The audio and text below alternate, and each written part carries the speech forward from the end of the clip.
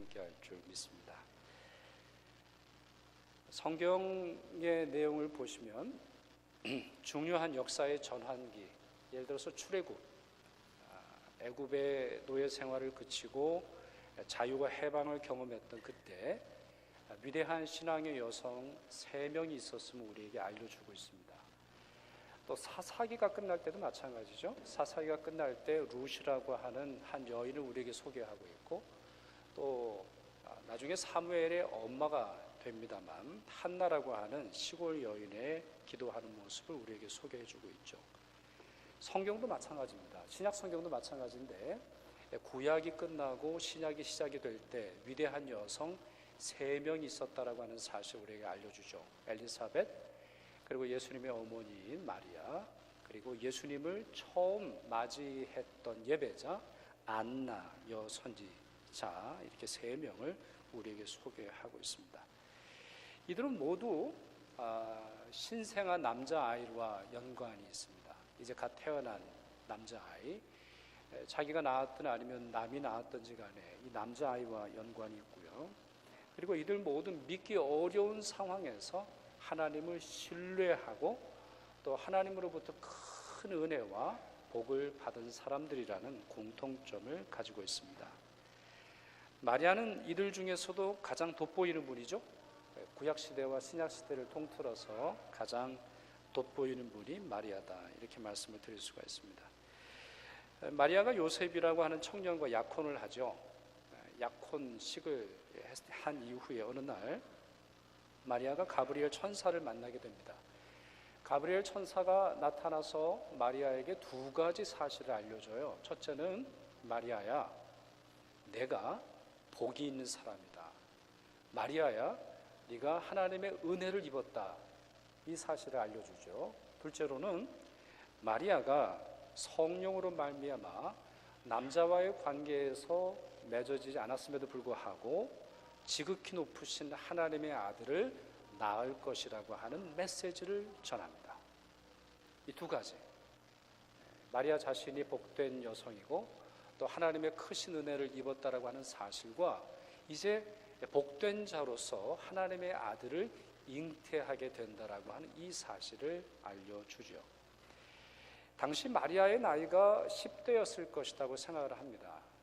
루터, 캘빈, 또 많은 여러 설교자들의 그 내용을 읽어보면 아마도 고아였을 가능성이 높고, 왜냐하면 이와 같은 일에 마리아를 돕는 가족들의 이야기가 거의 없고 엘리사벳이라고 하는 사촌이 등장하는 것으로 보아서 아마 그녀는 매우 가난했던 10대 소녀였을 것이고 고아였을 것이다, 이렇게 추측을 하고 있습니다.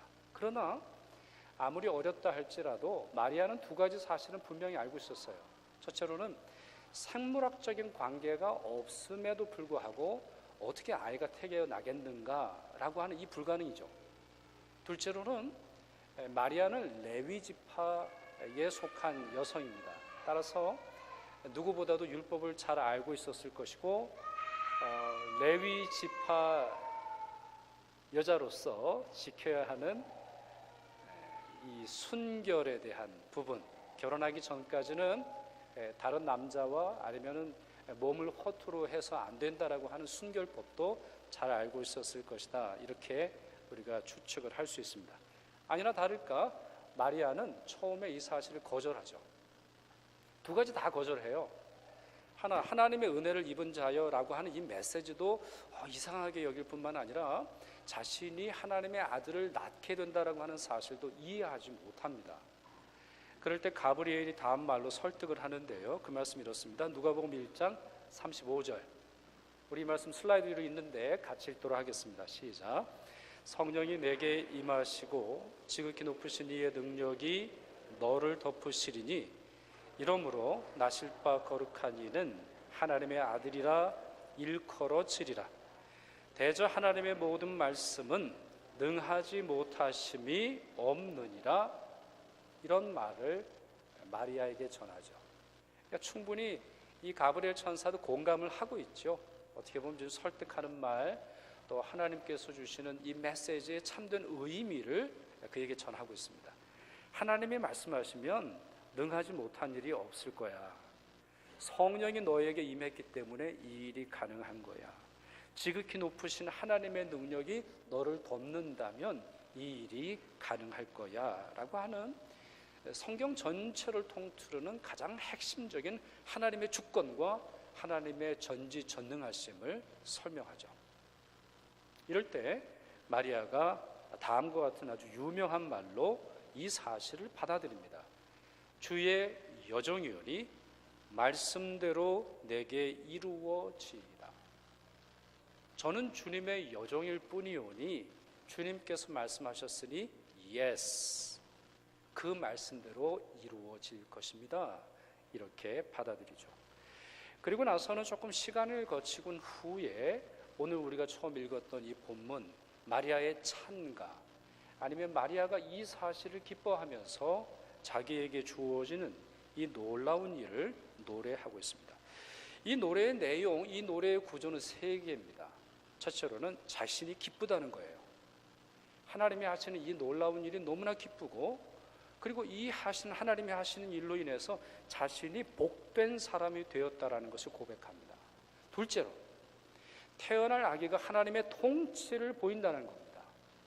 이 하나님의 아들이 단순히 내 아들로서 자라는 것이 아니라 하나님의 통치, 다윗의 자손, 다윗의 언약, 다윗으로 말미암아 주어지는 하나님의 다스리심이 이 아이를 통해서 이루어질 것이라는 것을 선언하고 있습니다. 세 번째는 그 아이를 통해서 이제 그 아이를 태어날 아이를 통해서 하나님의 긍휼이 나타나게 된다는 사실을 선언하고 있습니다. 자, 이와 같은 이야기가 이 누가복음 1장에 나오는 마리아가 가브리엘을 만나고 그리고 이제 베들레헴으로 떠나기 전까지의 이야기의 요약이 되겠습니다. 저는 이 내용에서 두 가지, 우리에게 매우 중요한 두 가지 의미를 발견하게 됩니다. 그것을 여러분에게 나눠드리려고 하는데요. 첫째로는 하나님을 향해서 예스라고 말하는 것이야말로 진정 복된 신앙이라는 것입니다. 하나님이 하신 일을 대해서 예스! 그렇군요. 하나님의 말씀대로 될 것이군요. 하나님께서 약속하신 대로 이루어질 것입니다. 하나님께서 결정하셨으면 예스! 라고 말하는 것이 바로 복된 신앙이라는 것이죠. 마리아보다 먼저 하나님의 계획을 들었던 사람이 있습니다. 그는 지체가 매우 높은 사람이었는데 사가랴라고 하는 사람이죠. 이분은 그 해의 대제사장이었습니다. 매우 신앙이 깊은 사람이고 하나님 앞에서는 의인으로 불릴 정도로 탁월한 신앙의 소유자입니다. 자, 이제 그 해가 되어서 거룩한 속죄 제사를 드리기 위해서 성전에 들어갔는데요. 그곳에 천사를 만나죠. 그곳에 있는 천사를 만나고 천사가 두려워하는 사가랴에게 내 아내, 너의 아내인 엘리사벳이 아들을 낳을 테니 그 이름을 요한이라 불러라. 너는 기뻐하고 즐거워할 것이다. 이런 메시지를 전합니다. 그러나 대제사장이었던 사가랴, 오랫동안 하나님을 섬겼고 그 해에 모든 백성들의 죄를 용서해달라고 비는 대속죄일 제사를 지냈던 사가랴는 이 사실을 믿을 수가 없었습니다. 이미 자기 아내는 너무나 나이가 많았고 또 자기 자신도 아이를 더 이상 원하지 못할 정도로 나이가 많은 상태에 있었습니다. 이 사실로 인해서 그는 하나님의 약속, 하나님의 메시지, 하나님의 언약을 예스라고 말할 수 없었어요. 그가 천사에게 이렇게 말합니다. 내가 이것을 어떻게 알리요? 내가 늙고 아내도 나이가 많으니이다. 그러자 천사는 사가랴가 말을 하지 못하도록 언어를 막아버립니다. 더 이상 찬양하지 못하도록, 자기에게 주어진 일이 얼마나 이 놀라운 사실인지, 이것이 얼마나 큰 축복인지 찬양할 수 있을 만한 자격을 빼앗아 가버리죠. 결국 이 사가랴는 약 10달 되었을까요? 아니면 9달이 되었을까요? 입을 전혀 열지 못하고 아무 말도 하지 못하면서 하나님의 이 놀라운 축복의 날 침묵 속에 있을 수밖에 없는 그러한 사람으로 살아갑니다. 다시 말씀드립니다만 그는 하나님 앞에 의인이었습니다. 모든 계명과 규례대로 흠이 없었다. 누가복음 1장 6절은 설명하고 있습니다. 그러나 하나님에게는 불가능이 없다는 사실을 믿지 않았고 생명을 주시는 분도 하나님이시요 사람을 구원하시는 분도 하나님이시요 모든 세상 사람들에 있는 죄를 해결하실 분이 하나님이라고 하는 사실을 그는 예스라고 말할 수가 없었습니다. 여러분, 성탄은 신비의 날입니다. 성탄은 기적의 날입니다. 성탄은 이 세상 언어, 이 세상의 경험, 이 세상의 생물학적인 원리, 이 세상의 과학적인 설명으로는 이해될 수 없는 기적과 신비의 날입니다. 그렇게 이 날은 우리에게 믿음을 요청합니다. 과학적인 설명이 아니라 하나님이 하신 일이니 예스라고 말할 수 있는 믿음을 요청하는 날이죠. 마리아는 그렇기에 복된 사람으로 우리에게 제시되고 있습니다. 하나님의 말씀을 믿습니다. 하나님의 계획을 받아들입니다. 하나님의 섭리를 향해 예스라고 말합니다. 그렇기에 첫 번째 성탄절에 가장 큰 기쁨과 가장 큰 복을 누릴 수 있게 되는 것입니다. 이와 같은 믿음을 여러분 모두 가지실 수 있기를 바랍니다. 성육신의 신비, 성육신의 사건, 성육신의 역사를 향해 예스라고 말하십시오. 그리고 이와 같은 신비와 이와 같은 의미가 여러분의 것이 되도록 노력하십시오. 여러분이 전기를 이용하기 위해서는 반드시 전기 플러그를 꽂아야 합니다. 그러니 그 작아 보이는 전기 플러그가 전기와 커넥트, 접속하는 유일한 방식이 됩니다. 바로 그와 같은 것이 이 마리아가 누렸던 기쁨과 복과 성탄의 축복을 누리는 것은 오직 믿음이라고 하는 사실을 기억하시길 바랍니다. 둘째로는 이 마리아가 했던 모든 고백과 찬양의 모습에서 발견할 수 있는 이 두 번째는 그녀가 하나님이 하시는 일에 대해서 예스라고 말함으로 인해서 예수님이 세상을 향해 예스가 된다라고 하는 사실을 잘 보여주고 있습니다. 이 사실을 좀 풀기 위해서 고린도 후서 말씀을 여러분들에게 설명을 좀 드려야 될 것 같습니다. 이 고린도 후서는 우리가 기도할 때 왜 아멘으로 기도하는지, 여러분이 기도할 때 맨 마지막 언어가 왜 아멘인지를 잘 설명하고 있습니다. 그 말씀이 이런데 우리 이 말씀 같이 읽도록 하겠습니다. 하나님의 약속은 얼마든지 그리스도 안에서 예가 되니 그런즉 그로 말미암아 우리가 아멘하여 하나님께 영광을 돌리게 되느니라. 영어로는 이렇게 되어 있습니다. ES 버전인데요. For all the promises of God find their yes in Him. 하나님께서 우리에게 promises, 우리에게 covenants, 약속을 주시는데 그 모든 약속은 find their yes in Jesus Christ라는 거예요. 하나님께서 우리에게 약속하시는 모든 것이 오직 예수 그리스도 안에 있는 긍정, 예수 그리스도 안에 있는 예스를 통해서 주어진다라는 것이죠. 그러면서 그로 말미암아 우리가 아멘하여 하나님께 영광을 돌리게 된다 설명하고 있습니다. 아멘이라고 하는 말은 히브리어 그대로 발음한 단어입니다. 히브리어 그대로예요.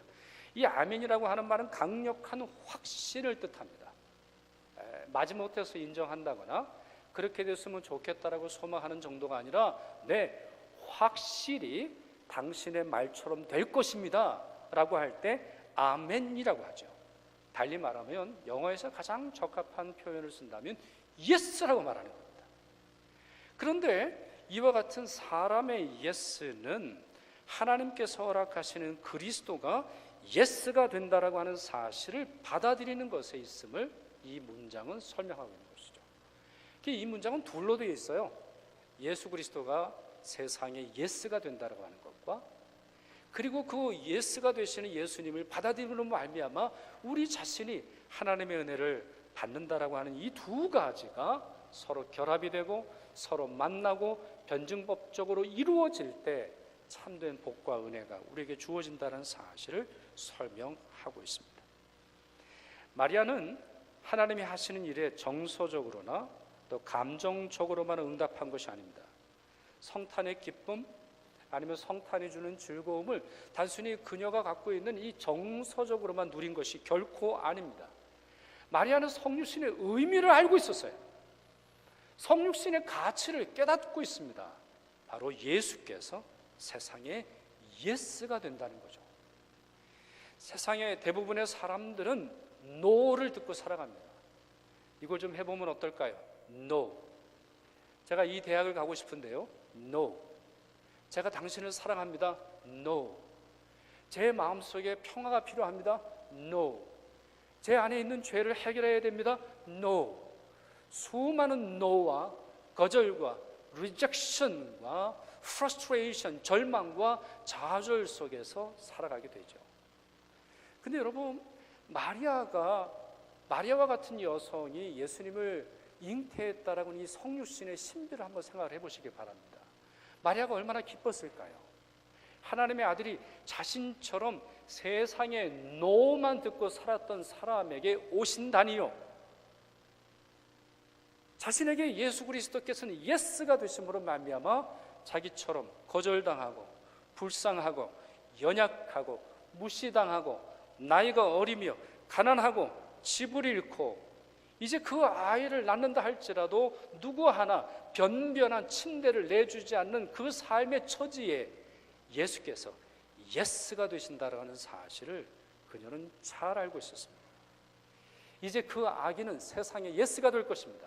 긍휼과 자비와 용서와 구원과 사랑의 구주가 되실 것입니다. 이제 그 아이는 하나님을 향해 예스라고 말하는 모든 자들을 향해 구주가 되심으로 말미암아 참된 구원의 능력을 허락하게 되시는 것이죠. 말씀을 좀 정리할까요? 구약에 엘리야라고 하는 선지자가 다음과 같이 당시의 백성들을 향해 외쳤습니다. 너희가 어느 때까지 둘 사이에서 머뭇하려느냐? 여호와가 만약 하나님이면 그를 따르고 바알이 만약 하나님이라면 그를 따를지니라.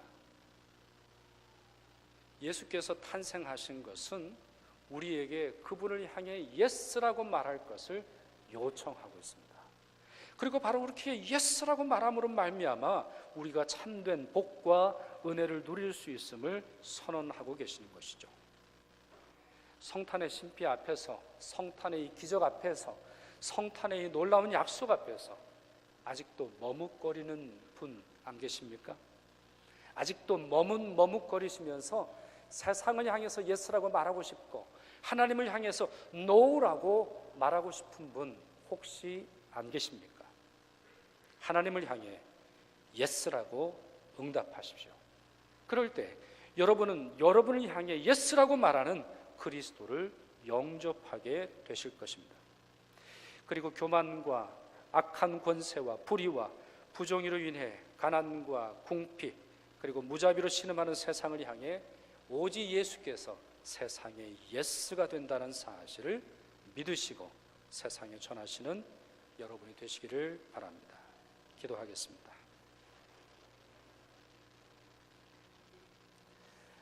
사랑과 긍휼의 주님, 마리아를 통해서 우리에게 오신 의미를 오늘 말씀을 통해 생각하고 깨닫게 하시니 감사드립니다.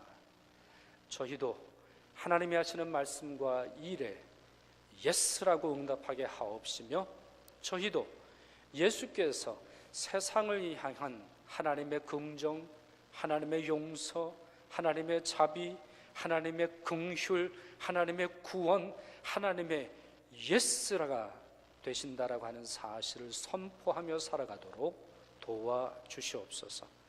무엇보다도 성령께서 저희를 도와주셔서 성육신의 신비를 마음으로 받아들여 믿게 하옵시고 그 믿음으로 말미암아 주어지는 복과 은혜와 기쁨을 누리도록 이끌어 주시옵소서. 우리 주 예수 그리스도의 이름으로 기도드리옵나이다.